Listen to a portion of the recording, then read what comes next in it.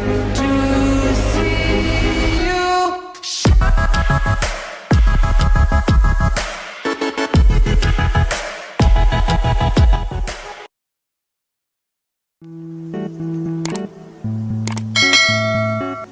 Hey guys, it's Wrent the Builder here with Craftwise Studio, and today I just wanted to show you guys some of the cool things that we had been working on recently, and it'll be mainly updates just about the shell and some stuff about the windows and what have you. So you guys know from my last post, if you watched it, that we test fitted the new window that came in, and that turned out pretty good. It's still being held in place by those clecos because I want to try the second window that we have.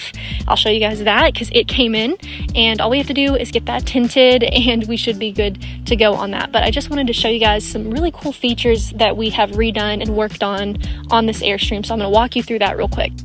Okay, so one of the other things about the shell was once we got everything back on and got the subfloor on, we actually were able to buck rivet. And if you guys didn't know, just a little bit of background, I didn't jump into buck riveting not knowing what I was doing. I actually got a lot of experience when I was working at Miller Garage, learned how to buck rivet pretty well, and we were working out a couple of kinks with our air compressor because we don't have like a really huge handy shop-sized air compressor. We pretty much just have one of the small ones, but it does the job okay. You just want to make sure that you set your settings to not too high. I mean, I wouldn't use that gun anything over 50 psi. We usually use a little bit less than that, but you can see where I put a couple indentations there.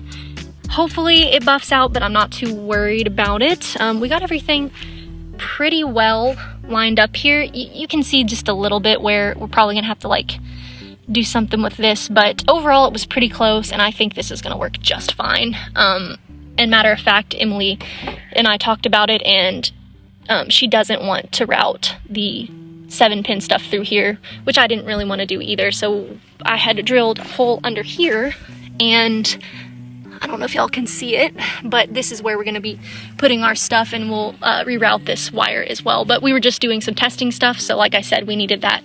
And yeah, if you can see that, the buck rivets are not terrible.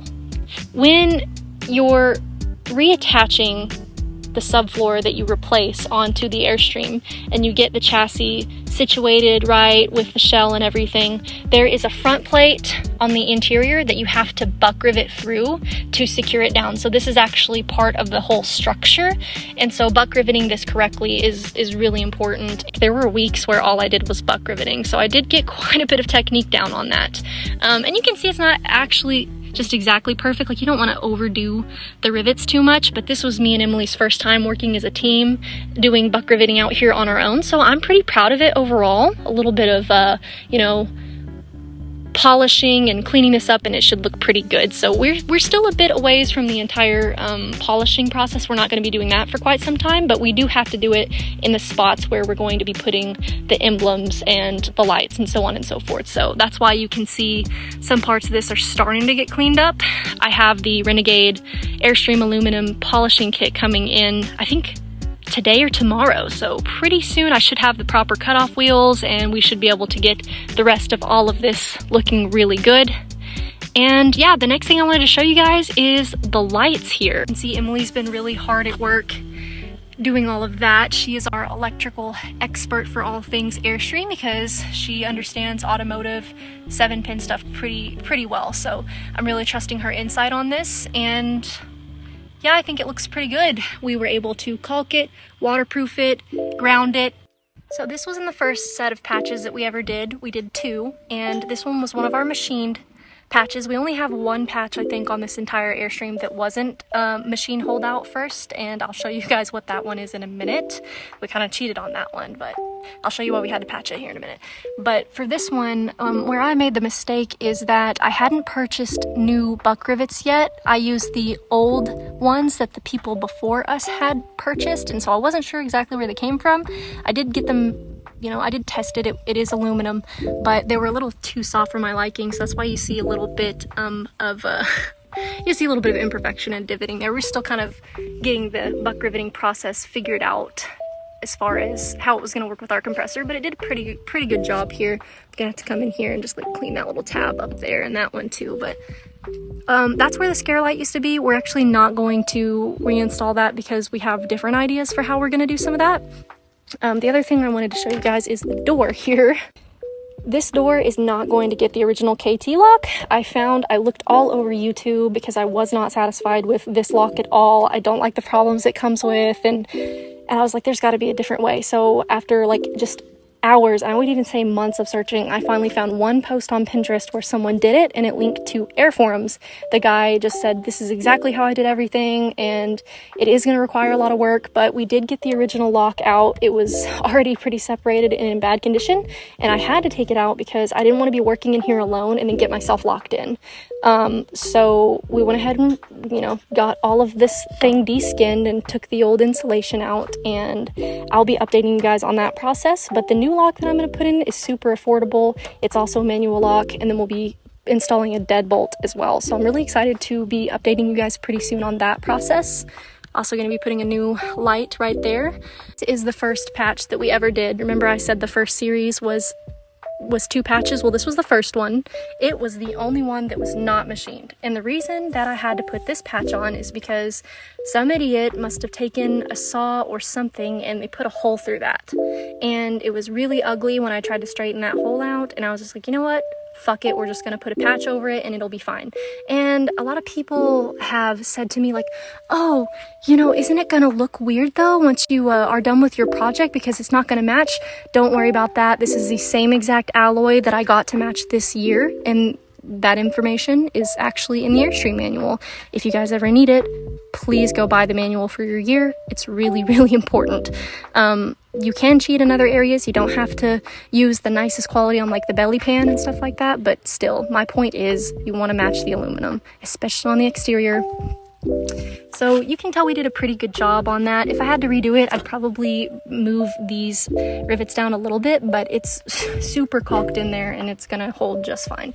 As for these, what we've decided we're gonna do is we are going to go through, we're gonna shine all of this up, and then we're gonna rough this surface up, prime it, and we're gonna paint it black so that our new LEDs are gonna look really, really good in here. And yeah, Emily hasn't gotten the lights in the back done yet, but all the other ones she's gotten done, and you can see where I've started shining this. And once I get that Renegade kit in, I get a little bit more cleaning up done, I should be ready to put the new emblems in. So I'm really, really excited about that. And here's just a little sneak peek of how nice this is going to look once we get the whole thing polished up. This is the only compartment that I haven't replaced yet because I'm not quite sure if I can make this into a pet door or not, but I'm gonna figure that out. So the sun is kind of going down pretty quick, so I'm going to show you guys the rest of this.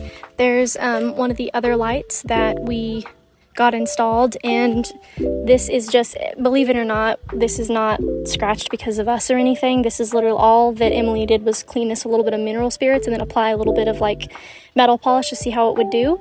And I'm gonna have to go back in and I'm gonna have to shine all that up and everything. And when we get the windows put in, I am definitely going to be polishing up all of the window assembly before we reinstall it, just so it's easier, we don't have to mess with it. So that's going to be one good thing about all of it. But just kind of moving on here, I did want to show you guys this patch. And so before you guys are like, what the hell is that film on there? The PVC stuck to it, and it got so hot that like little film of plastic just like created this coating. But it's nothing that a little bit of citrus strip can't solve. And if you guys look at it, it was also machined, and I had to get a new piece of C-channel and put that under here. So this also has on the bottom, it's gonna have to be buck riveted, but once that's done, it'll be looking right as rain, it'll be looking good. So really happy with that patch as well. I like that it was machined, and I am doing away with pretty much all of the original compartments because I didn't like the way they looked, and the idea of someone being able to get into any part of my Airstream from the outside is just like an abhorrent thought to me. I don't like that idea. I don't like the idea of someone coming and breaking into it. So kind of like how we did at my previous work, I'm getting rid of all of those. So gonna make use of all the patches that I paid for and got cut from that piece of aluminum, and I'm pretty happy with that idea. So that's the only thing, is if you're installing interior skins, you definitely need to put channel there that matches the others to support it. So I did have to buy about 3 feet of additional channel, and if I have time today, I will show you guys that as well. So here's another patch we did. It has rained, so it looks like it might be a little bit oxidized, but it's not, don't worry about it. Once we get all of this shined up, it's all gonna match. You won't even be able to tell that this is like not a factory piece. It's also machined, so the spacing is absolutely perfect, and this is what a patch looks like when it's sitting correctly in the channel as well. So that is what we're going for here. And of course we've got another light there that was replaced and wired in. And when I say wired in, guys, I mean we tested it, but we don't have all the wires on the inside connected yet because we don't have all of the shell maintenance done. But basically what I'm getting at is that all of that is going to get done pretty soon. I'm hoping that we can get all of it done within the month. Studying has really been kicking my butt, and Emily's as well. So we have to really split our time between school and other things because school is basically our job right now. But anyway, you guys know that I already posted a video about the window. I'll show that just kind of one more time. I've got a second one that I need to get tinted, and then that one's gonna get fit up there. And once I'm happy with the fit on both of them, I'm gonna put some of that 3M weather strip tape on that. We're gonna get them buck riveted in. So I just gotta, like I said, just gotta get it tinted, and I'm gonna actually show you guys that new window right now. All right, so it's getting a little dark in here, so I'm actually gonna have to put my flash on, but here's the other window that was sent from, was it Woodland? It might have been Woodland, I don't remember. You guys can check out my other video on it, but yeah, it's on my YouTube and it's also on my blog. But here's the new window. Once we get that tinted, that one's gonna get fit in as well, like I was saying earlier. And then Emily did not like the amount of voltage that was coming through from the old wiring, so she actually got stuff to replace all the originals, and now we're going to have the correct amount of voltage going as per the charts, you know, accounting for all of that and to make sure that all of this is correct. So this is all going to be accurate, and when the LEDs plug in, they're going to be perfect. They're going to work exactly how they're supposed to. And Emily also got a labeler. So if you guys don't have a labeler for your electric work, if you're doing it yourself, get a labeler. It's so nice to be able to not have to run around and be like, what is this again? What is that again? You just know because it's right there. But yeah, so there's the window, there's the old bucket lights, and like I said, I'll be showing you guys once we get the new LED stuff in, because the kit that I ordered, it doesn't require replacement lenses on the outside. It's its own lens. And that's awesome because it is really, really freaking hard to find the originals. And then also I do need to get one more fantastic fan in. Here's the second one. And then we're gonna be getting the AC in, and then patching just a few more things and putting the plumbing venting ducts. So these are the only emblems I haven't finished yet, and that's because I didn't like the way they turned out. If you look at this one, I just was like, I'm not crazy about that. So what I'm gonna do is I'm actually going to pay a company to have those powder coated in as close to the original look here in chrome as possible. And hopefully that's an option. If not, we'll go with something basic like white or just gray or something like that. But I want it to look really seamless, so we'll see what our options are with that. But I'm definitely gonna pay to have that done. And the other thing I wanted to show you guys was some of the other original emblems. I did spend a lot of time during the rainy season this winter putting considerable effort towards getting that done. So I was gonna show you guys that if I can find it. Like actually using the light as I'm recording this to find them. Oh, yep, here they are. So this is kind of how it turned out, and I'm really happy with that, actually. You can't see it exactly because it's in a baggie. I'm not gonna actually take it out, but I gotta find some new backing for it. That shouldn't be too hard, but once these are powder coated, that's all gonna get put back on there, and that'll be another step that's completed. So we have been working actively to get all of this done, and I'm not sure that I have too many more updates for y'all. This one had channel there, so I didn't have to replace it. thankfully there, but I did have to buy some additional C-channel and install it here so that once we put the interior skins, that this will have something to stop against, and also this will have something to fasten against. So I'm pretty happy overall with how that turned out. Just had Emily help me install that because it requires 2 people, and you have to ratchet it, or like have someone hold a wrench while someone ratchets it down. But that's basically all the updates I have for now. I'll be showing you guys once we get some more progress done in here. Like I said, it's a little bit slow going, but I've been pretty happy with the progress so far, so I am gonna go ahead and sign off now. But this has been an update video. I really hope you guys enjoy it, and just stay tuned for more updates because I am going to do everything in my power to update you guys on everything that we're doing so that I can provide free resources for the Airstream community, because I don't think enough people realize how hard that these projects are, but it's all about momentum, and documenting this stuff helps me do it as well. So I'm pretty happy to have even just the smallest amount of audience, and I hope that some of this has been useful.